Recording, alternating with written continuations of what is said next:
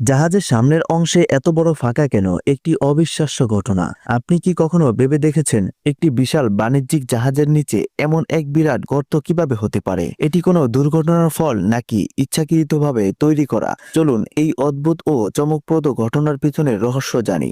এই গর্তের কারণ কি? এটি সাধারণত শিপ ব্রেকিং প্রক্রিয়ার একটি অংশ। শিপ ব্রেকিং মানে পুরনো বা ব্যবহার অযোগ্য জাহাজকে টুকরো টুকরো করে তার ধাতব অংশ পুনর্ব্যবহার করা। এমনটি করা হয় যখন জাহাজটি আর সাগরে চলাচলের উপযুক্ত থাকে না। এই ধরনের কাজ সাধারণত ভারত, বাংলাদেশ, তুরস্ক বা পাকিস্তানের মতো দেশে ঘটে। আপনি লক্ষ্য করবেন জাহাজটির সামনের অংশ পুরোপুরি কেটে ফেলা হয়েছে। এটি ইঞ্জিন এবং জাহাজের মূল কাঠামো থেকে ধাতব অংশ পৃথক করার প্রক্রিয়ার অংশ।